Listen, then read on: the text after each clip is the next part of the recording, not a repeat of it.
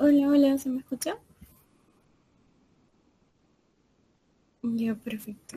Dame un minuto para compartir mi pantalla.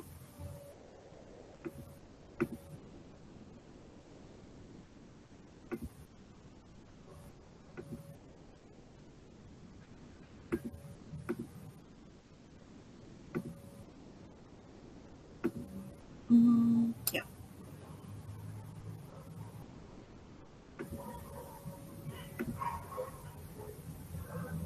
Listo. Bien, entonces vamos a dar inicio. Bueno, el día de hoy vamos a hablar acerca de los pósters científicos y algunos visual abstract y cómo estos nos pueden ayudar pues a generar o incluso a nosotros mismos poder entrar un poco más en el área de investigación y ser futuros divulgadores científicos usando esta herramienta que realmente ha tenido un impacto muy grande en los últimos años. Bien, entonces vamos a partir sobre esta pregunta. Sí me gustaría que sean bastante participativos durante toda la ponencia. No quiero que eso sea solo un monólogo de mi persona hablando, sino que ustedes también puedan integrarse y participar activamente durante toda la sesión. Entonces, ¿quiénes se animan a responder esta pregunta? ¿Cuánto tiempo creen que un asistente promedio o una persona dedica a mirar un póster científico durante un congreso? Pueden escribirlo en los comentarios. Voy a ver si por aquí...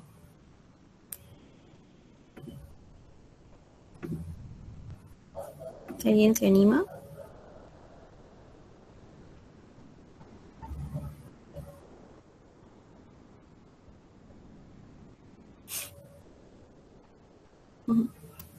Pueden escribirlo, también pueden activar su micrófono, no hay ningún problema.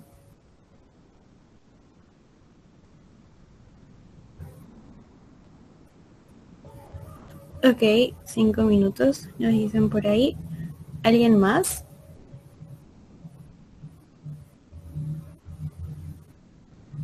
5 a 10 minutos, ok. ¿Alguien más se anima? Ni un minuto. Venga, anda. ¿Alguien más?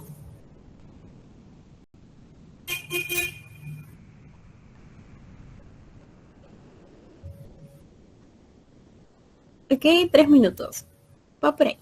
Bien, entonces, ya lo vieron. No puede ser. Pero sí, spoiler, en realidad es menos de 90 segundos. La personita que puso menos de un minuto se acercó. Estuvo, que fue el más cercano. En realidad sí, no esperen realmente que una persona se quede mucho tiempo a dedicar un póster.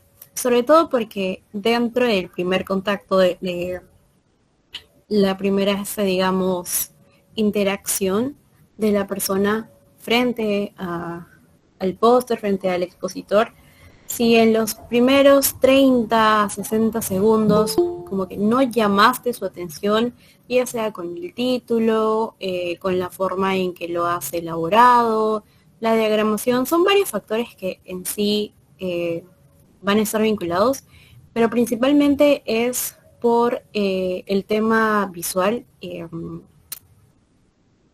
de diseño más que todo, y si es novedoso o atractivo para el asistente o la persona a la cual se lo estás mostrando.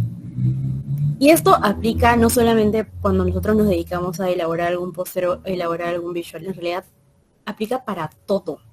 Es un poco más un tema de marketing si quieren verlo desde ese lado, pero se dice que si tú no captaste la atención de la persona de entre los 10, 30 segundos, no esperes que se quede 30, perdón, que se quede 1 minuto, 10 minutos viendo algo que en primera instancia no le llamó la atención, porque simplemente va a hacer swipe up o va a deslizar, va a cerrar lo que sea que esté viendo y va a buscar otro. otro video, otra fotografía, etcétera, que pueda llamar su atención y que pueda entretenerlo más. Entonces, aplíquenlo para todo. Y en base a eso, vamos a hablar sobre esta imagen.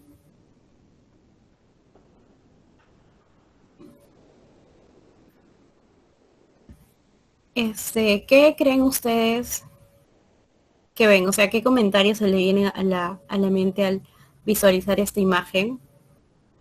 ¿Qué es lo que le dice una persona, ¿no? A este asistente que quiere visualizar el póster o la información que hay aquí y le dice como que, ok, ten una lupa para que puedas tenerlo y déjame saber si tienes alguna pregunta, ¿no? ¿Qué creen que se refiere? Demasiado texto. Ok, demasiado texto. Sí, pueden, iban a leerme los comentarios que van saliendo para no estar cambiando de pantalla cada rato. Sí, le agradecería.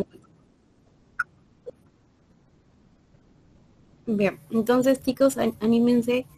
¿Qué es lo primero que ven? ¿Qué creen que está pasando ahí? ¿Es correcto? ¿No es correcto? ¿Debería hacerse o no? ¿Qué es lo que piensan?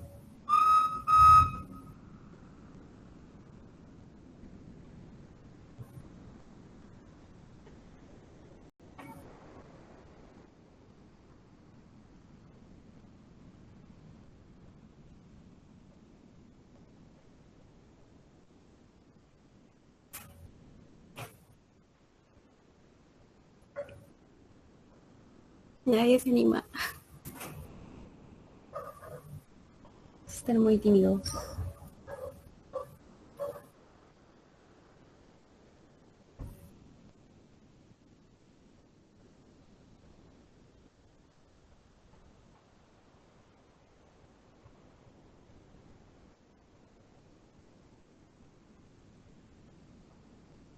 No, nadie. Ok,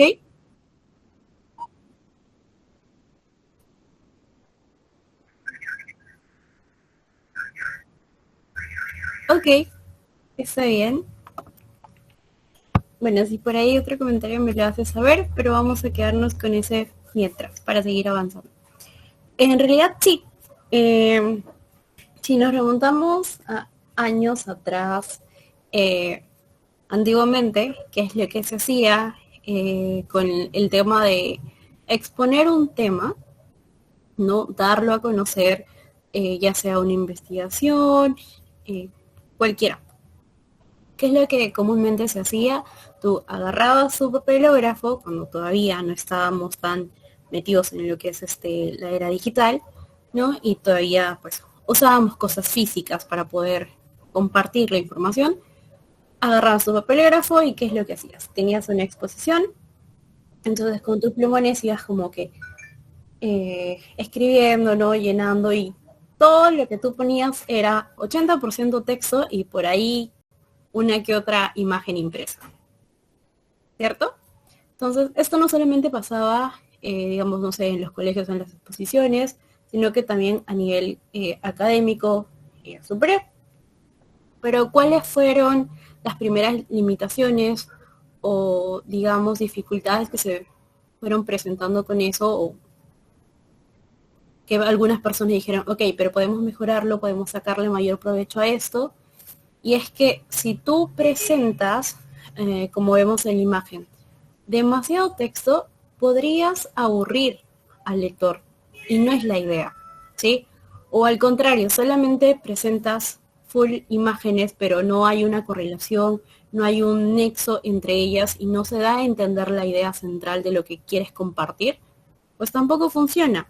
Entonces, en base a eso es que se empiezan a crear jerarquías visuales, se llega a realizar una categorización de la información, esquemas ya digamos establecidos en cómo tú puedes elaborar un póster, ya sea académico, científico, etcétera, o un visual abstract que también lo vamos a mencionar más adelante. Entonces, saquémonos esta idea de que mientras más texto pongo, mayor información estoy compartiendo, me va a hacer lucir mejor, etcétera. Cuando pasa totalmente lo contrario. Siempre hay que tener un balance del texto y de las imágenes. Sobre todo de imágenes, porque van a ser la herramienta que más te va a ayudar a captar la atención y también a que una persona pueda comprender mejor el tema. A diferencia de que tú solamente le pones un texto en una diapositiva y ni siquiera va a leer ni el título que ha puesto. O sea, se va a quedar ahí porque es un cansancio visual enorme y exhaustivo que simplemente las personas prefieren hacer otra cosa que prestarle atención y no es la idea. ¿Sí? Entonces, a raíz de eso, pues, obviamente todo el tema digital fue evolucionando y se empezaron a crear como que los primeros esquemas o las primeras, digamos, presentaciones de todos estos pósters. Pero ¿qué pasaba? Que a diferencia de la primera imagen, que es como que un montón de información así pegada y expuesta de manera desordenada, ahora habían más gráficos, había más orden, pero ¿qué pasa? De que no está, digamos, muy bien esquematizado o no hay una jerarquía correcta, ¿no? Entonces, ¿cuál es, digamos, el chiste de esto? Está bien, sí, pero no del todo. ¿Y por qué este meme? Porque si se dan cuenta y son muy observadores, lo que ha hecho esta persona es coger la plantilla, que es la que dice acá el loguito, el título, y usarla como, digamos, como exportar unas diapositivas de PowerPoint y simplemente unirlas todas, ¿no? Así similar a lo que pasa cuando imprimimos, ¿no? Y para no gastar tanto papel, ya. Lo mismo pasa acá. Entonces, el primer punto aquí sería que no hay un correcto orden, ¿no? Quizá de texto sí, pero de gráficos no, porque si se dan cuenta, el que aparezca a cada rato esta línea medio azul, medio turquesa, con esos logos, distrae y no necesariamente te deja comprender del todo la idea. Voy a intentar agrandarlo para que puedan verlo. Entonces, y de por sí tiene mucho texto. Ese texto quizá puede mantener palabras claves importantes que pueden ser resumidas y puedan ser acompañadas de un texto, perdón, de un gráfico, ¿no? Y al tener bastante texto en la parte superior, deja que en el medio estén todos los gráficos amontonados y que no se entiendan, ¿no? Cuando la idea en realidad es que estos gráficos puedan explicarse por sí solos, acompañados de un título quizá o una breve y muy minuciosa descripción, pero en realidad la idea es que el gráfico se explique por sí solo. La imagen tiene que dar a entender el mensaje del texto, el mismo, pero es más atractivo visualmente y llega a captar la atención mucho más rápido. A diferencia de aquí, pues que están todos los gráficos desordenados, entonces no se entiende, no se leen, no se visualizan correctamente, ¿no? Y aquí igual pasa exactamente lo mismo. Entonces, a raíz de esto fue que se crean esquemas, como les dije, también se crean mayor revisiones, se generan estudios e investigaciones sobre cómo poder divulgar la información que se va investigando sobre un tema, pero que la gente pueda entenderlo, pueda comprenderlo y finalmente lo comparta con su entorno y simplemente no se quede en, ok, hice un trabajo, lo publiqué y listo, porque esa no es la idea, ¿no? Cuando nosotros generamos investigación, generamos evidencia científica, la idea es compartir lo máximo posible esta información.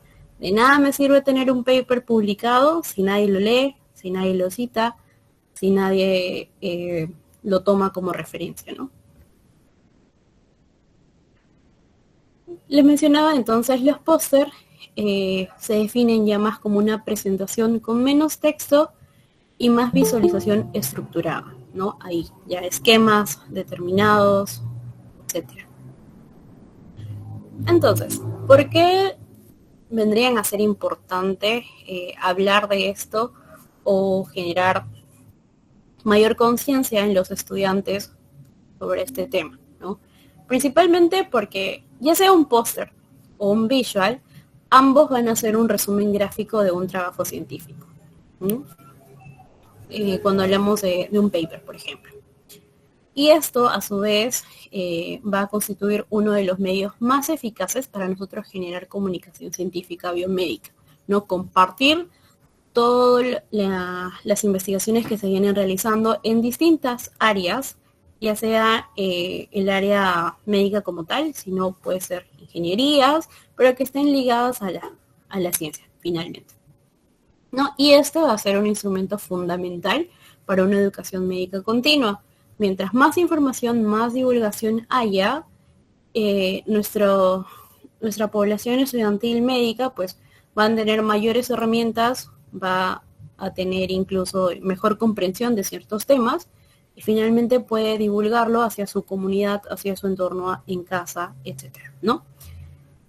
Y también pues pueden ser menos intimidantes que en las presentaciones orales cuando hablamos en temas de presentaciones asincrónicas, ¿no? Que sean online, porque digamos te permiten o generan ciertas ventajas globales significativas, que las vamos a ver más adelante. Pero la idea central aquí es que utilicen estas herramientas para divulgar ciencia. Ustedes pueden ser los próximos divulgadores científicos si es que se lo proponen y no es complicado como hace un par de años yo creía, realmente es muy sencillo. Sí, quizá el camino no es tan fácil, no es tan sencillo como se plantea al inicio, pero con práctica yo sé que lo van a hacer excelente. Entonces, aquí hablamos un poco más del embudo de conversión. No sé si lo han escuchado en algún momento, pero básicamente es que es como una regla de 3. Cuando tú presentas un póster, un visual, una exposición, etcétera, tienes 3 segundos, de 3 a 10 segundos para conseguir la atención. Después de esos 3 segundos tienes 30 segundos para generar interés. Y después tienes 3 minutos para fomentar una acción. Esta acción va ligada a los objetivos que tú te has planteado al elaborar tu póster o tu visual, ¿no? Entonces, ¿qué quieres lograr? Primero, plantear tus objetivos. Esos objetivos obviamente tienen que ser objetivos de preferencia SMART, ¿no? Para que puedan ser medibles, que tengan indicadores y que te ayuden de alguna forma a tener métricas para que tú puedas saber cuánto es el alcance que tú vas a generar, ¿no? ¿Por qué estoy elaborando un póster sobre este tema? ¿Por qué elegí este tema? ¿Qué quiero lograr? ¿Qué información nueva? ¿Qué información, no sé, llamativa, novedosa? ¿Qué aporta a la comunidad científica o no? Luego, ¿cómo puedo saber si mi trabajo, mi artículo publicado a través de este póster está teniendo un alcance? Entonces, yo me planteo indicadores.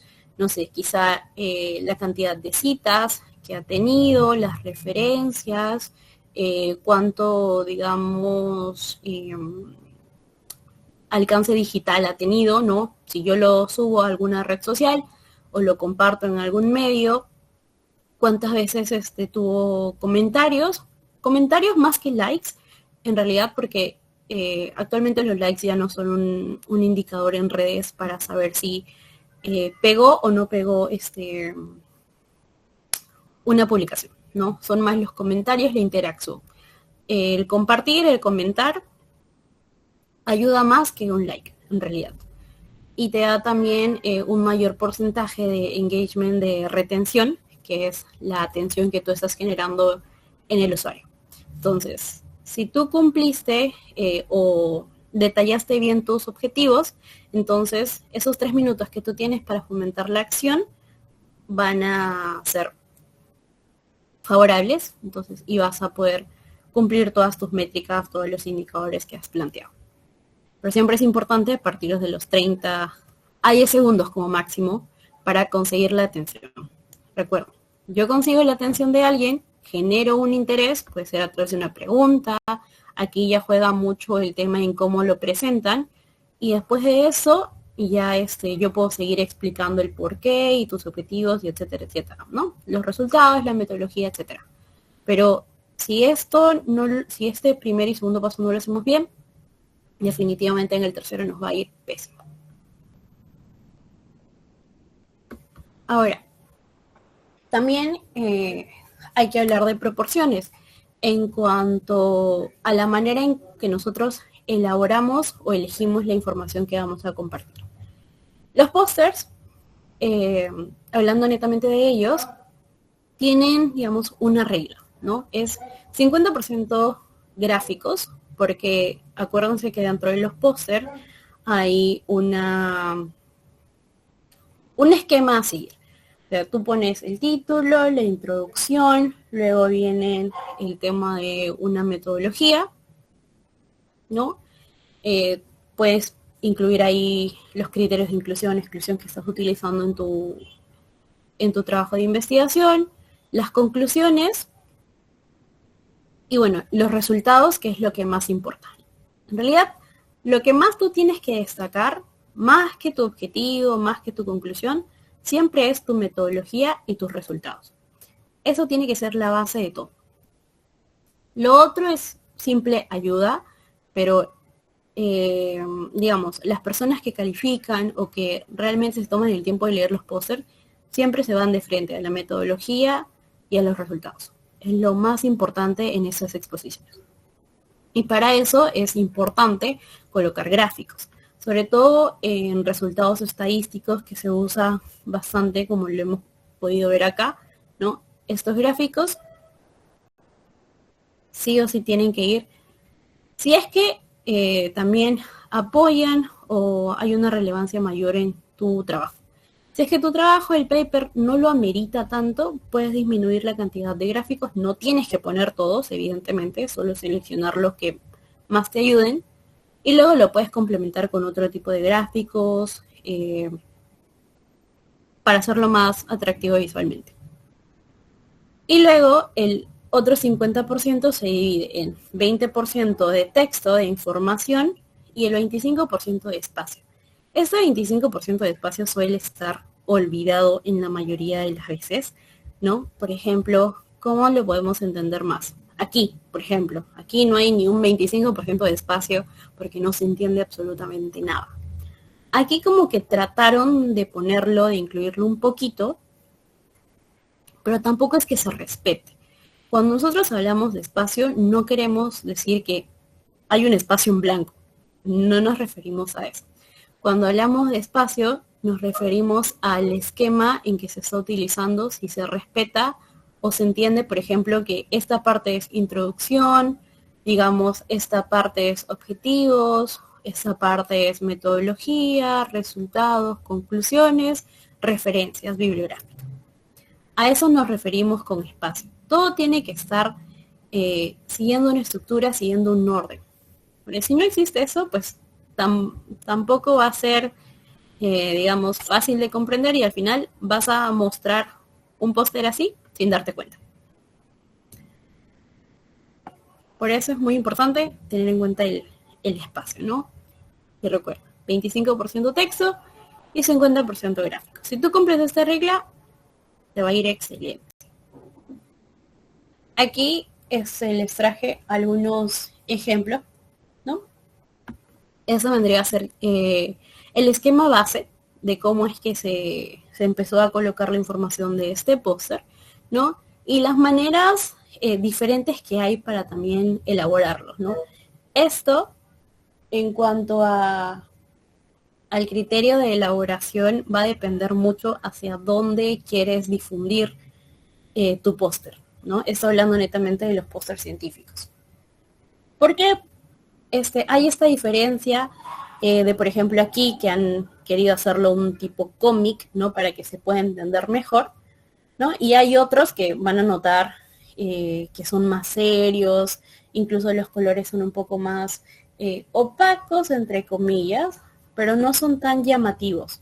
Y es que depende de la rigurosidad o la entidad a la cual tú estás enviando para publicar estos pósters. Hay algunos congresos, hay algunos, digamos, eh, institutos que sí te permiten esta forma de póster porque les parece llamativo y les parece novedoso. Pero hay otros que pues siguen un proceso más, digamos, estándar, ¿no? Un poquito menos llamativo. Por ejemplo, no sé, revistas Q1, Q2, Q3, que ya son más, más serias. Entonces optan por hacerlo no tan estilo cómic, sino más recatado, por así decirlo. Pero eso no quita o no desprestigia a otro que ha optado por hacer un cómic, ¿no? O sea, los dos van a ser igual de importantes, simplemente que su elaboración o los criterios para elaborarlo, mejor dicho, van a depender mucho de hacia dónde quieres difundirlo, hacia dónde quieres enviarlo y dónde vas finalmente a presentarlo. Entonces, por ejemplo, acá se siguió esta estructura y nosotros podemos comprenderla a la perfección, ¿no? Sabemos que esto va a ser parte de una introducción, que acá sea el logo, la universidad en la cual se presentó, el nombre de los autores, la afiliación, que siempre se debe colocar. Acá, por ejemplo, le pegan un QR, hay pósters que no necesitan, no te piden esta información, ¿no? El background, la metodología que les decía, ¿no? Y principalmente los resultados. Una pequeña conclusión que tiene que ser bien precisa y las referencias bibliográficas. Y esto que es más como un texto de correspondencia, pero no se suele solicitar en todos. Aquí, por ejemplo, tenemos otros tipos. Este vendría a ser uno más académico, ¿no? Igual, si se dan cuenta, todos siempre manejan los mismos ítems: conclusiones, introducción, metodología, resultados, ¿no? Y siempre van a colocar los datos de contacto, los autores. Eso tiene que ir siempre. Y también de acuerdo a los formatos, este es un formato vertical, pero también hay algunos en donde te dan un formato horizontal. Igual, lo mismo, los ítems son los mismos, lo único que cambia es el orden y la relevancia o importancia que le dan a cada uno. Acá la importancia es metodología y resultados. Aquí quizá la metodología, la relevancia puede ser otra dependiendo del tipo de proyecto. Y eso es algo que a veces ya está delimitado por la misma autoridad a la cual tú vas a enviarle, ¿no? A exponer tu póster. Ahora, ¿hasta aquí hay algún tipo de pregunta? Antes de entrar en los visuals.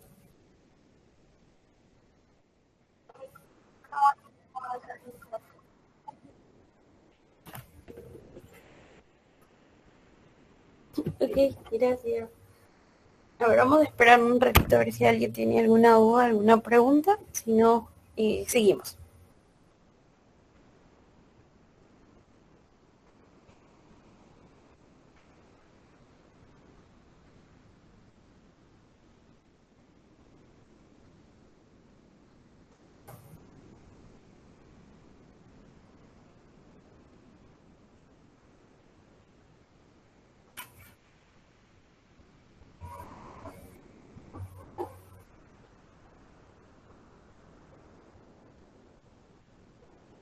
Creo que no hay ninguna pregunta, ¿verdad?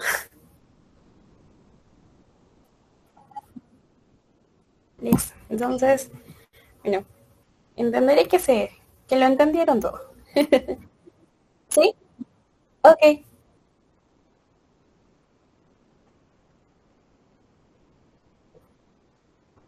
ok, listo, gracias. El orden en realidad va a depender mucho de la revista a la cual tú quieras enviar tu póster o el congreso al que tú estás presentando. Por ejemplo, a ver, vamos a ver si puedo... ah, creo que tenía uno por aquí. Déjame ver. Mm, creo que tenía un congreso por aquí. No, pero vamos a buscarlo. Mm, mm, mm.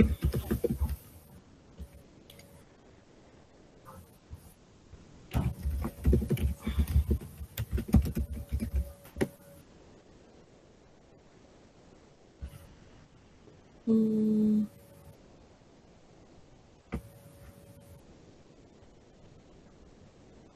a ver, no me sale. A ver, dame un momento. Porque aquí sí quiero enseñarles eso. A ver, espera.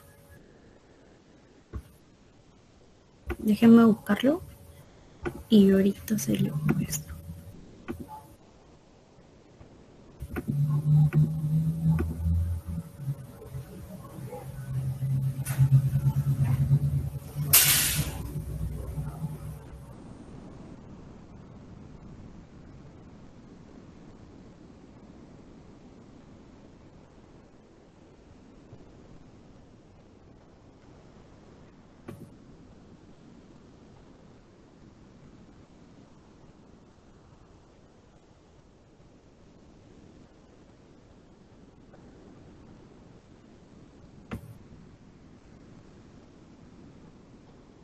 Un momentito.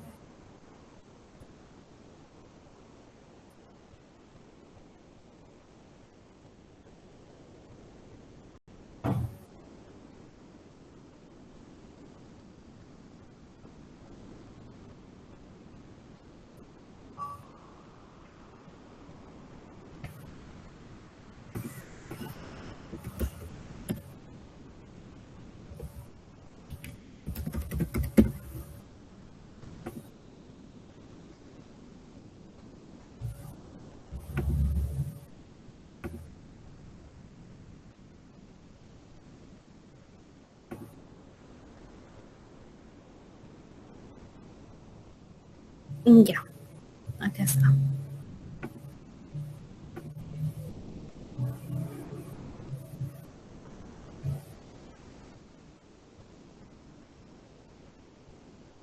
Por ejemplo. Ay, creo que no se presentó. Ya. Bueno, les decía que en realidad el orden de poder colocarlo va a depender mucho de el lugar al que vas a presentarlo. Independientemente de si esta es una revista o un congreso, ¿sí? A manera de ejemplo, vamos a utilizar este, que es un congreso europeo enfocado a microbiología e infectología, ¿sí? Entonces, normalmente en las páginas aquí de estos congresos internacionales tienen una parte que dice abstract o tiene una parte que dice póster.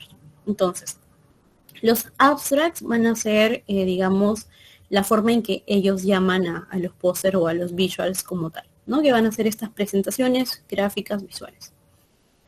Y aquí, como pueden ver, tienen la sesión de pósters que va a contener la información de el orden en que se van a presentar durante este congreso. Y tienen la parte de guías y esquemas, ¿no? O templates, como le conocemos. Entonces, si ustedes entran aquí, y bueno, tienen el interés de presentarse, por ejemplo, acá al SMIC Global, van a encontrar aquí la parte de la preparación, que es los criterios que ellos consideran que tú deberías tener, ¿no?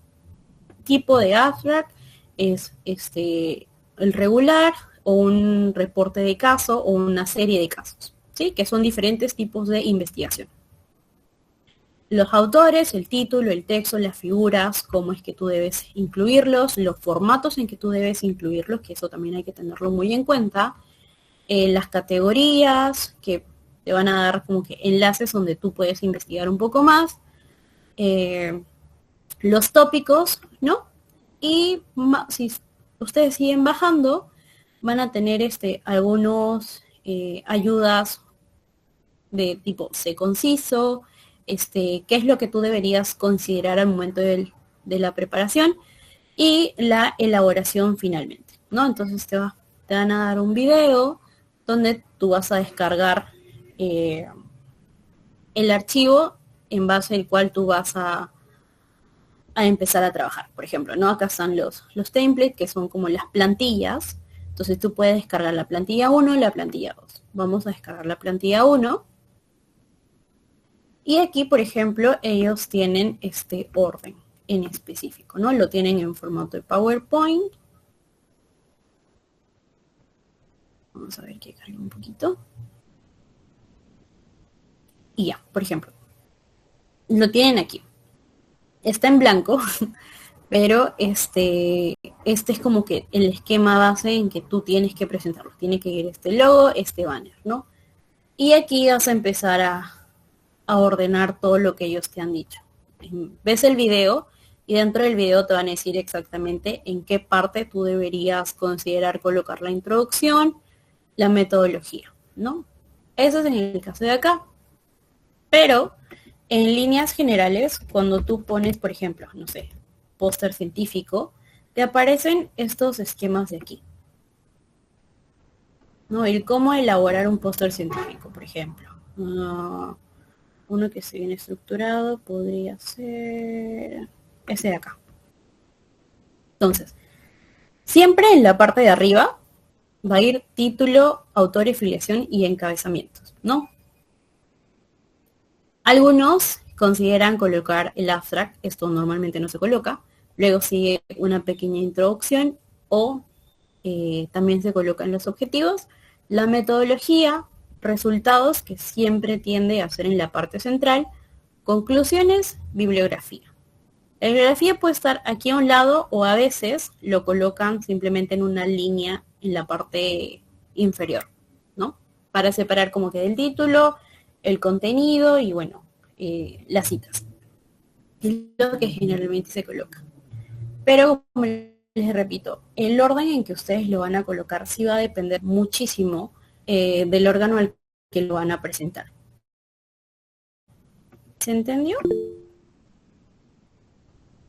¿Cómo se realizan las referencias bibliográficas? Ok, estas referencias bibliográficas van en base al tema de investigación, o sea, al paper como tal. Paper es si no están familiarizados con este término, paper nosotros le llamamos a todos los artículos que han sido publicados. Entonces, las citas, por lo general, no es que si, por ejemplo, tu trabajo de investigación tiene 30 citas, ¿cómo voy a colocar las 30 citas?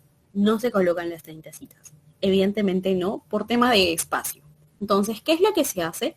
Que al momento de que tú empiezas a filtrar la información, vas a seleccionar qué información es relevante para publicarla, ¿no? Por ejemplo, acá. Ahí. Entonces, una vez que tú ya seleccionas, extraes la información que tú sí o sí quieres colocar, dentro de esa información, dentro de esos párrafos, tú obviamente ya has citado, ¿no? Vas a encontrar ahí, ¿no? El paréntesis 1, paréntesis 10, etcétera. No necesariamente en orden, ¿no? Entonces, tú coges, por ejemplo, ese párrafo, y si ese párrafo, por ejemplo, como dentro del pequeño extracto que tú has seleccionado, hay una cita de por medio, esa es la cita que finalmente tú vas a colocar al final, ¿sí? Porque es ahí de donde tú estás sacando la información para defender la postura de tu trabajo. Por eso le decía que si tu trabajo tiene 30, evidentemente las 30 no les estás citando al momento de elaborar el póster, ¿no? Tú vas filtrando la información, vas viendo cuál de toda la información que hay dentro del artículo es más importante, va a llamar más la atención y es más relevante en cuanto a importancia científica. La colocas y en base a eso tú vas a ir citando, ¿no? Vas a agarrar un borrador, un Word y vas a poner ahí, vas a copiar tu primer párrafo, luego vas a ir leyendo y dices, ok, eso también me parece interesante, lo copio. Dentro de ese párrafo vas a encontrar citas y simplemente las copias. Normalmente, como la información es pequeña, es concisa, las citas no pasan a veces de 5 o de 6 o incluso aquí de 3. Entonces, no se hagan problemas si es que no pueden o no logran tener muchas citas acá, porque se entiende que tú has resumido toda la información, que la expresas en 7, a veces hasta o en 8 páginas, tú has tenido que resumirla y simplemente exponerla en una. Entonces, obviamente se entiende que no todas las citas van a ser consideradas, pero eso no les quita la relevancia a que si tú estás presentando el póster de tu trabajo es porque finalmente quieres que la persona se dé el tiempo de leer el trabajo completo. Y dentro del trabajo completo, pues ya vas a encontrar tus 30 citas, por así decirlo. ¿Se entendió? Claro, el póster vendría a ser el resumen de la investigación.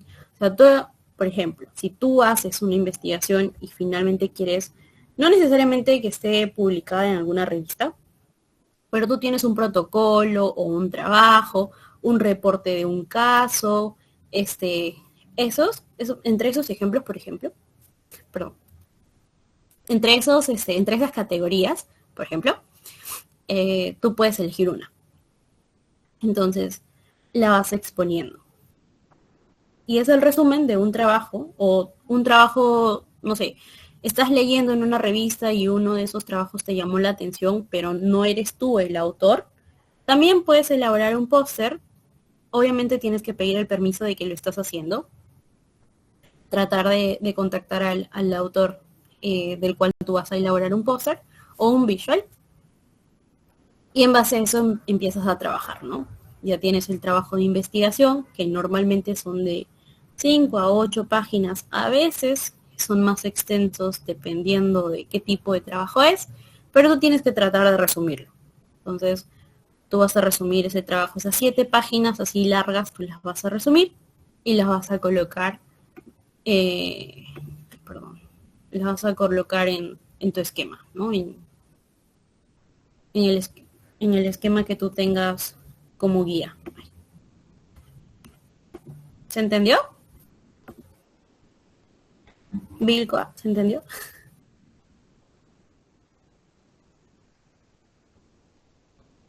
Ok, no te preocupes. Haz las preguntas que creas necesarias. Para eso estamos aquí. ¿Cuál es la diferencia entre una investigación, artículo y tesis? Principalmente, tanto la tesis como el artículo son investigaciones. ¿Sí? ¿Tienen diferentes rangos? Sí. ¿Y esto por qué? Porque dentro de una tesis, la forma en cómo se elabora, ¿no? Digamos, la guía que tú sigues o los pasos, los criterios que tú vas a seguir para elaborar la tesis es mucho más amplia, ¿no? ¿Por qué? Porque se considera un marco teórico, se consideran el tema de hipótesis, por ejemplo, ¿no? ¿Por qué estás generando esta investigación? Te piden ¿cómo se dice? Formular la pregunta de investigación, ¿no? La problemática y en base a eso vas a trabajar. Te piden mucho que abarques y que te enfoques demasiado en el marco teórico. Porque ese va a ser el fundamento de tu tesis, el por qué lo estás haciendo, que tengas bibliografía internacional, nacional, qué comparativa puedes hacer. Entonces, esto, evidentemente, todo lo que te piden no lo puedes abarcar en solamente 7, 8 páginas, ¿no? Entonces, por eso es que las tesis tienden a ser extensas, porque lo que te piden amerita que tú tengas un buen fundamento teórico, ¿no? Entonces, una vez que ya tú tienes la elaboración de tu tesis, ¿cómo es que tú vas a compartir estos hallazgos que tú has generado, ¿no? Estas revisiones que tú has tenido, ¿no?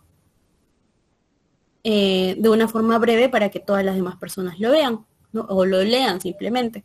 Porque una tesis obviamente va de 70 a 80 páginas. Entonces una persona claramente no, a veces no se dan el tiempo de leer toda una tesis. Entonces, ¿qué es lo que te piden? Convertir tu tesis en un artículo científico, ¿no? Que puedas publicar finalmente todos los hallazgos que tú vas a obtener en tu tesis. Y esto lo vas a hacer mediante el artículo o el paper, que tienen una estructura mucho más simplificada. Hay límites de palabras, a diferencia de la tesis que en esta no hay, en el artículo sí hay. Hay tanto de límite de palabras de resumen, hay tanto límite de palabras para la discusión, para que vendría a ser tu marco teórico, ¿no? También sobre tus resultados, en la metodología, o sea, es un orden que es bastante similar en cuanto a información que la tesis, porque finalmente tienes que resumir esta tesis en el artículo, pero es más conciso, es más práctico, digamos, usa terminologías que puedan, por ejemplo, si tú necesitas toda una oración que se puede explicar en 2, 3 palabras, en el artículo tienes que usar esas 2 o 3 palabras nada más, y no toda tu oración. Tienes que hacerlo lo más breve y conciso posible, pero, ojo aquí, al simplificar esta información, no tienes que perder el objetivo central de tu tesis, la idea que tú tuviste, ¿no?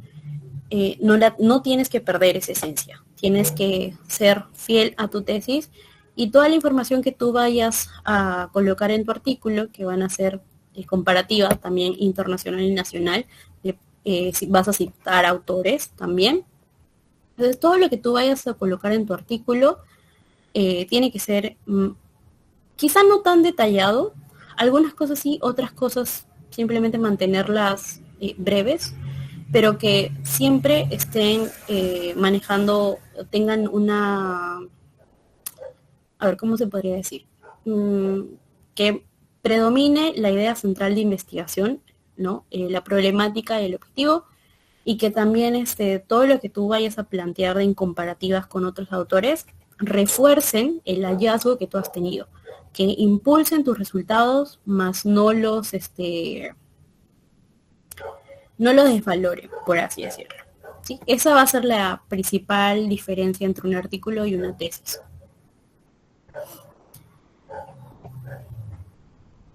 ¿Se entendió, Bilko?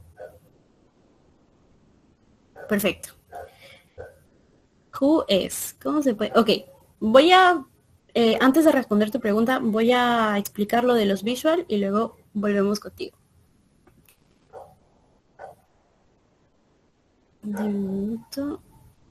Entonces, ya hablamos sobre los pósters, ahora sí, vamos a hablar sobre los visual abstract. Entonces, el visual es como la nueva estrella, la forma, digamos, más bonita de los pósters, porque si se dan cuenta, cambia mucho el tema de la información y la estructura, ¿sí? Es mucho más conciso. O sea, si aquí ya te dificulta el resumir la información, imagínate acá, es un dolor de cabeza el poder pasar toda esta información, pero que a su vez no pierda la esencia de un visual. La principal diferencia entre un póster y un visual no es el formato, no es que el póster, porque es lo que muchos piensan, que el póster es vertical y el visual generalmente es horizontal. Esa no es la principal diferencia. Hay visuals que son verticales. Es cuestión de formatos. La principal diferencia es que si acá te pedían conclusiones, introducción, resultados, todo, aquí solo van a primar 3. Principalmente. Fuera del título y las referencias bibliográficas, que eso sí o sí va, es metodología, resultados, discusión o conclusión. Principalmente eso, en un visual. ¿Por qué? Porque la comunicación tiene que ser rápida. Entonces, esto tiene que ser, digamos, un incentivo para que las personas lean tu artículo. Aquí tienes que captarlos rápido sí o sí. Si no los captas en los 30 segundos, ya fuiste. Entonces tienes que ser didáctico. Aquí sí no hay tanto el tema de jerarquización en cuanto a rigurosidad de qué es lo que debo colocar o no. Aquí puedes volar tu creatividad como gustes, pero sin perder el orden, sin perder que la información se pueda entender, ¿no? Normalmente lo que muchos hacen es separar con líneas para que se entienda mejor la información, o si no, usarlo en forma de bloques como lo están viendo aquí. Pero principalmente es 3 ejes, 4 ejes como máximo. Los visual, ¿en qué se usan? O mejor dicho, ¿por qué están diseñados? ¿Por qué surgieron? Si los pósters estaban pensados netamente para congresos, para actividades más presenciales, porque tú tienes que exponer esto, en los visual, tú sí expones esta información, pero no lo haces presencial. No estás tú hablando directamente con la otra persona. Simplemente le muestras esta fotografía mediante redes sociales. Cualquier red social. Instagram, Facebook, Twitter, LinkedIn, cualquier red social, obviamente que abarque el área científica, ¿no? De investigación, ciencias biomédicas, etcétera. Pero cualquiera de estas redes sociales, tú puedes compartir el visual y la gente lo va a entender. Esa comunidad lo va a entender. Vas a ver y al ojo se va a dar cuenta, ok, este es un visual, este es un póster. Este es un visual, este es un póster. Y si tú lo captaste, si el visual fue realmente llamativo, novedoso, las personas te van a escribir o van a entrar a tu perfil y van a tratar de buscar el artículo original de donde tú has sacado esa información. Por ende, tiene alta viralidad porque tú puedes compartirlo 1000 veces con todos tus contactos en cada una de estas redes sociales. Hay alta difusión, sí, porque tú digamos en Twitter, ¿no? Lo retuiteas, otra persona lo lee, también lo retuitea, para que más personas así sigan leyendo. Entonces, generas un engagement, una mayor interacción de persona a persona de manera sincrónica. A diferencia de que el póster quizá no podía hacerlo porque, como les digo, los póster inicialmente estaban pensados para una manera presencial, no una explicación directa de face to face. ¿No? Y en cambio los visual dijeron, ok, vamos a hacerlo más fácil para los chicos, para que puedan leer, para que se interesen más por investigar. Vamos a darles esta herramienta para que lo hagan más sencillo, para que no se compliquen la vida. Y así fue como nacieron los visuals. Ahora, había una pregunta sobre esto. ¿Cómo es esto? Ya. ¿Cómo se puede garantizar que un visual transmita un mensaje fiel y sin sesgos frente a la mayor amplitud de un póster? Ok, esta es una muy buena pregunta. Esto no. Okay. Ay, ¿cómo es esto? Ya, entonces, ¿cómo evitamos sesgos en los visuals? Aquí sí es un poco más complicado, es un poco más tedioso, porque tienes que tener cierta experiencia. El primer visual hasta el tercer visual que tú elabores, créeme que no va a ser necesariamente el mejor, pero no te tienes que frustrar por eso.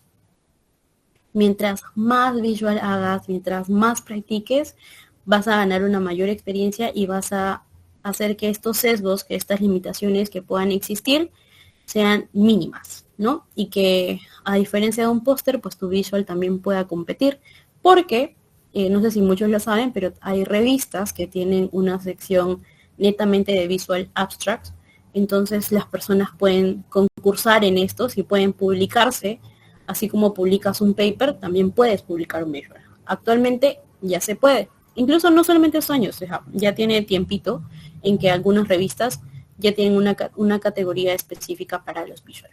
Ahora, el tema de los sesgos acá sí es es complejo, porque al momento de que, ok, yo comparto mi gráfico, comparto mi estadística y todo. Pero en el visual, la cantidad de gráficos estadísticos que se colocan son muy breves. A lo mucho 1 o 2. No pasa de 2 o 3, créanme. A diferencia de los pósters donde puedes meter un poquito más, en los visual a lo mucho 1 y ya. Entonces,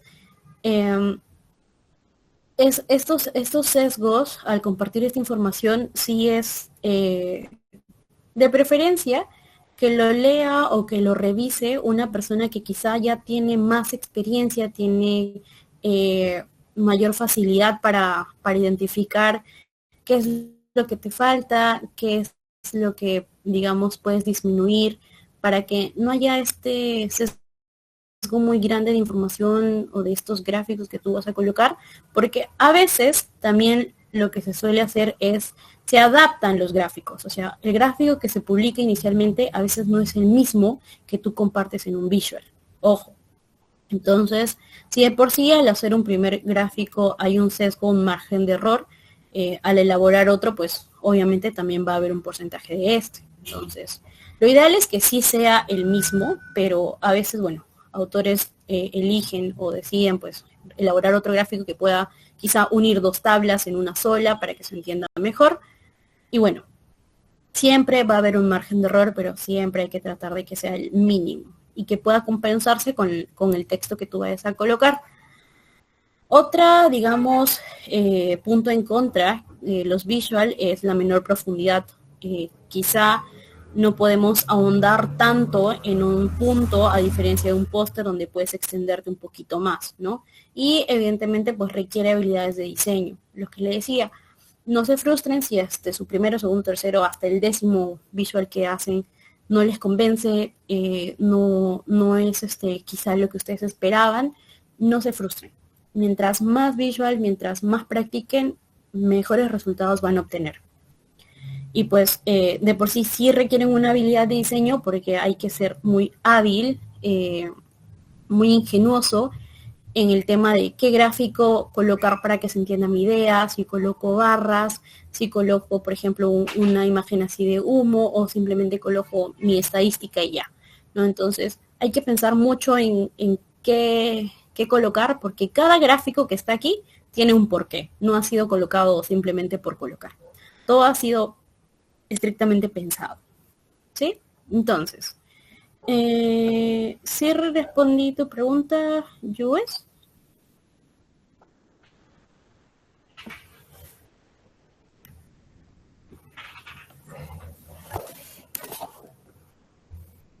¿Se entendió? Espero que sí, no me responde. Bueno, sigamos. Entonces,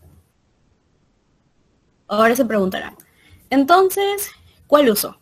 ¿Un póster? ¿Un visual? ¿Cuándo lo uso? ¿Y cómo lo uso? Para esto les he elaborado este gráfico, ¿sí? Que son los puntos que, ojo, yo considero esenciales y criterios que sí o sí tenemos que tener en cuenta para elaborar ya sea un póster o un visual, ¿sí? Puede que allí otra persona no esté de acuerdo en algo, pero desde mi perspectiva creo que esto es lo mínimo que deberíamos tener en cuenta. Primero, el propósito principal.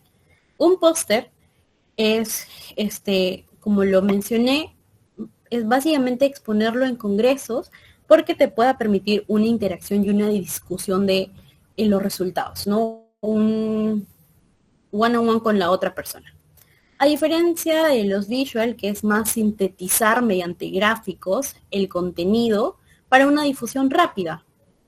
Ahora, en cuanto a espacios y formatos, los póster obviamente son formatos más grandes, normalmente son verticales, pueden ser en A0 o en A1, impresos o en PDF, que son donde más se suelen compartir, a diferencia del visual, que es una imagen pequeña, que puede ser cuadrada, puede ser horizontal, ¿no? Pero es una imagen que está más adaptada a los formatos de las redes sociales, ¿sí?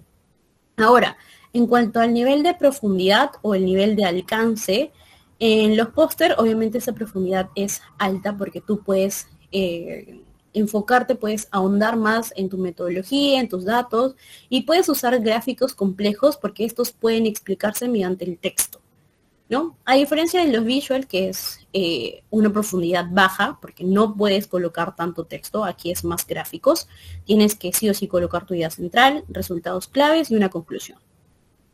no puedes expandirte tanto a diferencia del póster. El tiempo de atención en un póster, 1 a 3 minutos, que es lo que normalmente decíamos, tú puedes generar acción, puedes generar un alcance en esos minutos. Y en el visual, como es un medio online que se suele compartir en las redes, pues es de 3 a 10 segundos, porque si no, las personas simplemente dicen, ok, siguiente, deslizan y no lo toman en cuenta, no lo leen. El nivel de diseño de un póster es medio, porque ya tienes una plantilla base, o sea, simplemente solo requieres de organizar tu información, resumir y ya está.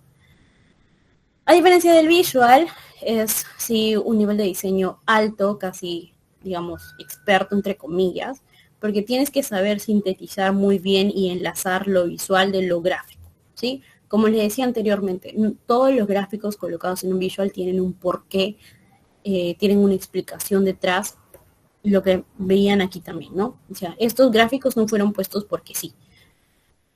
Y así con todos los visuals, o sea, tú tienes que pensar ser habilidoso en qué es lo que vas a colocar que te permita tener esta atención del lector, ¿no? Del participante. Ahora, la interacción obviamente en los pósters son más presencial y en los visuales es sincrónico porque es todo de manera online, ¿no? No hay una interacción. Pueden ustedes decir, ok, pero si yo coloco un visual en una red social, voy a tener comentarios, ¿no? Voy a tener compartidos. Eso no se considera una interacción. Sí es una interacción, pero no es una interacción directa. ¿Por qué? Porque ese comentario o ese feedback que te llega a ti, no es, tú no lo respondes al minuto o al segundo de que te llegó esa pregunta. Tú luego, cuando tengas tiempo, lo vas a revisar, lo vas a contestar y puedes compartir ideas, un intercambio. A diferencia de cuando es algo presencial, que yo te hago la pregunta, tú me respondes. Yo te hago otra pregunta, tú me respondes y así sucesivamente. ¿Ok? La difusión potencial, el póster obviamente es limitada porque se comparte dentro de un evento, dentro de un congreso, una locación en específico. El visual tú lo puedes compartir y no vas a tener una limitación incluso geográfica para compartirlo porque redes sociales tiene todo el mundo. Entonces, es una viralización alta en cuanto a los visuals. En las herramientas para los pósters, como lo han visto, normalmente se utiliza PowerPoint, encabeza el PowerPoint, luego Inkscape, Illustrator, una que otra vez, pero principalmente todos utilizan PowerPoint. A diferencia de los visuals, que usamos Canva, usamos BioRender o Minecraft, o otras herramientas, plataformas así digitales, principalmente Canva, todo el mundo utiliza Canva. Y el objetivo, póster, presentaciones académicas, ferias científicas. Visual, publicaciones, divulgación digital y redes. Entonces, conociendo este esquema, ustedes ya van a poder identificar mejor ambos y van a poder hacer una elección de cuál de los dos quieren elaborar para un artículo. O elabora un póster o elabora un visual. Casi todo el mundo elige el visual porque requiere menos tiempo, es quizá un poco más breve, más fácil de hacer, pero quizá no todos también toman en cuenta que los visual en realidad tú necesitas sí o sí tener un nivel de diseño alto, un nivel de comprensión alto o de síntesis, pero síntesis gráfica, ¿no? Visual. A diferente de los pósters, obviamente. Y bueno, acá también les dejaba algunas ventajas potenciales, tanto de póster y como de visual en realidad, es que a veces, vamos a hablar un poco más de las desventajas, muchos creen que al elaborar estas herramientas digitales, estamos generando una publicación de segunda línea, por así decirlo, cuando en realidad no es así. Muchos ya consideran la publicación de un póster o la publicación de un visual de una investigación de primera línea. ¿Por qué? Porque si requiere, si es riguroso, si tiene carácter científico, tiene una evidencia detrás que la respalda. Y al considerarla de segunda línea, como que estás desprestigiando, estás desmereciendo este trabajo y no es lo ideal, ¿no? Es que ambos, quizá por jerarquías de categorización, de relevancia, se siguen obviamente considerando los papers como primera línea, pero hay que poco a poco tratar de también introducir que los póster y los visual si tienen relevancia, si tienen quizá más alcance que los mismos papers, porque en los últimos años, pues, si bien es cierto, en todo el año se publican miles, millones de papers, todos estos papers finalmente no son leídos. O sea, no es publicar por publicar, sino es publicar para divulgar, ¿sí? Entonces, muchos de estos papers sí o sí requieren de un póster, requieren de un visual para poder compartir estos resultados, estos hallazgos, estas comparativas que se van generando, que en primer plano en un artículo no lo puedes lograr. ¿Sí? Bueno, también que los autores, bueno, no cuiden la elaboración óptima del póster, o que esta elaboración pues sea no con fines netamente académicos o no fines éticos, ¿no? Bueno, otra ventaja puede ser que sí es un cartel tradicional, ¿no? Digamos, en cuanto de una manera presencial, un cartel físico puede llegar solamente a una proporción limitada del público objetivo, ¿no? Que les decía que si bien es cierto, los pósters son más metodológicos, solamente puedes exponerlos si es un evento presencial a los asistentes que están pagando la entrada a ese congreso, pero no puedes llevarlo más allá, ¿no? Entonces sí te da una cierta limitación. Y bueno, hablando acerca de la publicación, cómo es que finalmente ustedes pueden lograr generar esta divulgación, es que, bueno, después de toda la pandemia, del cese de las actividades presenciales, pues el INS anteriormente pues hacía estas convocatorias de pósters. Por pandemia, evidentemente, paró, no lo siguió haciendo, pero después volvió a retomar la presencialidad de estos congresos, de estos financiamientos, y otra vez se iniciaron la convocatoria de póster para visibilizar todas las investigaciones que se están generando dentro del país. En el año 2024, bueno, se recibieron 30 resúmenes, que es lo que ellos llaman a modo de visual, ¿no? Sobre pobreza, inequidad en salud. Son diversas áreas, no solamente hablamos de áreas médicas, sino que todo lo que abarca ciencia. Por ejemplo, acá un poco de epidemiología.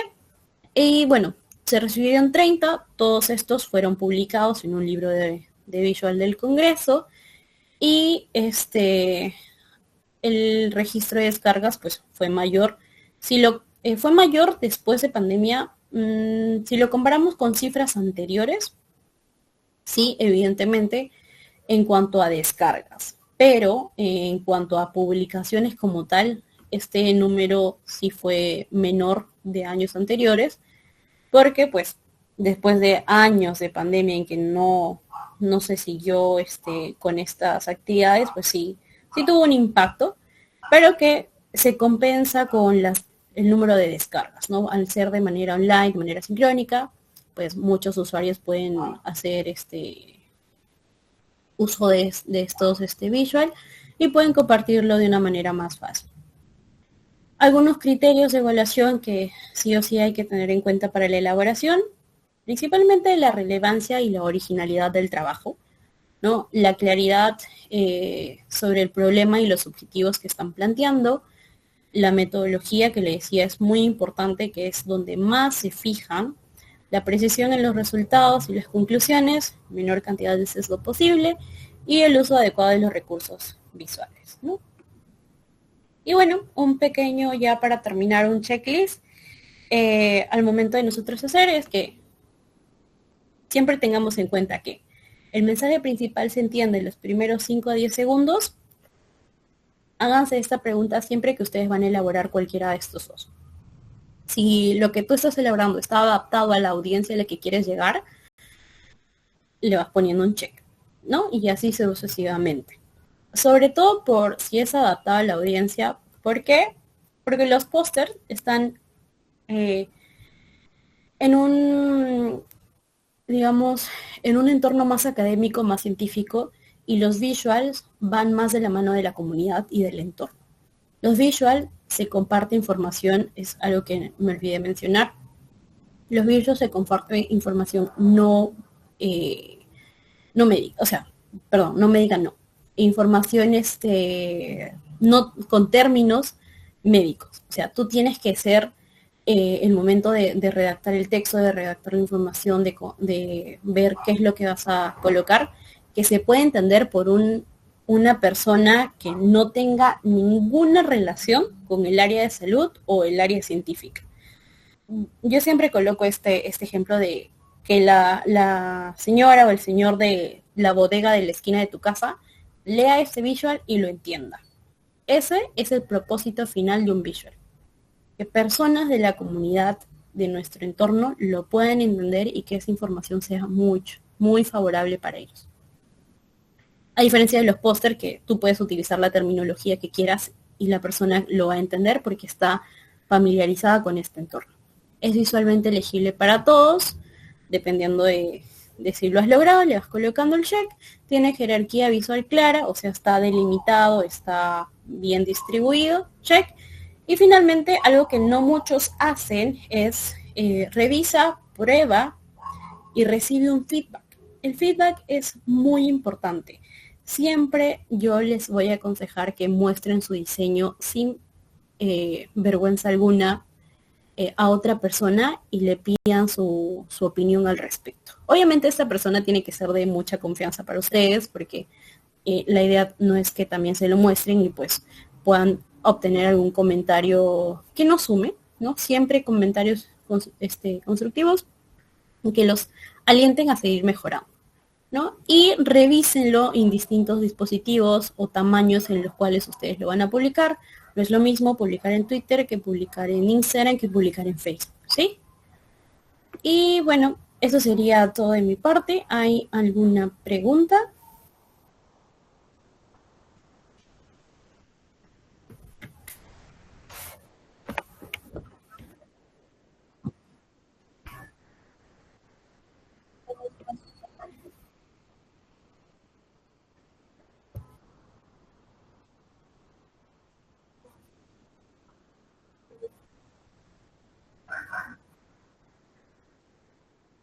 Ok.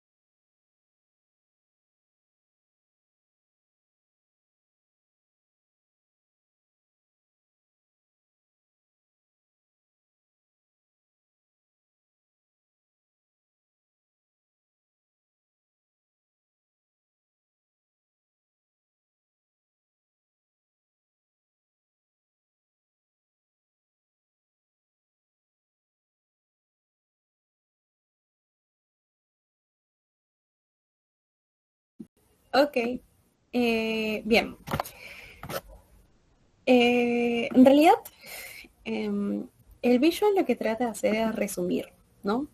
Es una herramienta muy poderosa en realidad que sí nos permite comunicar de forma rápida, ¿no? Y visual la esencia de un artículo científico.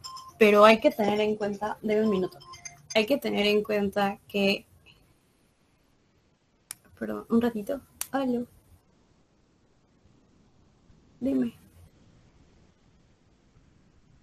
oye, más tiempo, estoy dictando, sí, estoy dictando, ya, yeah, bye bye. Ya, entonces, le decía, el visual no tiene que reemplazar la lectura completa. Lo que hace es resumirla, hacerla más amigable con el público, pero en esencia no debería reemplazar la lectura. Es más como un incentivo a que la persona lea el artículo completo, no solamente se quede con la idea general del visual, ¿sí?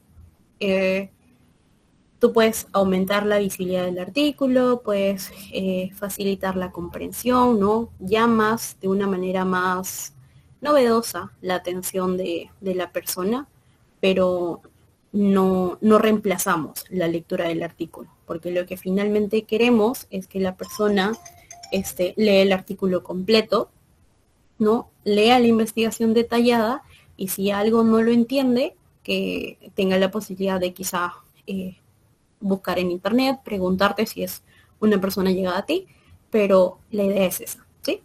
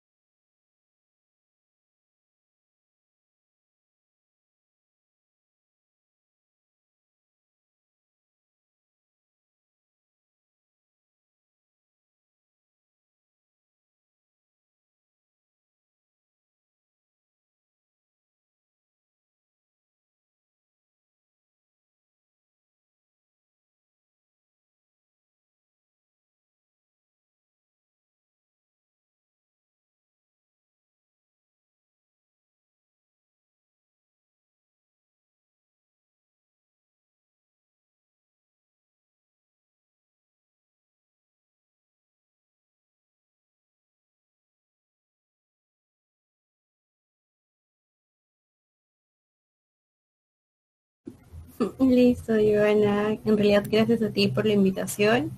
Y nada, solamente invitarlos a los chicos a que sigan revisando más a fondo todo lo que se ha compartido en la ponencia, ¿no? O sea, hacer un póster, hacer un visual sí es difícil, pero no imposible. Y nada, eso.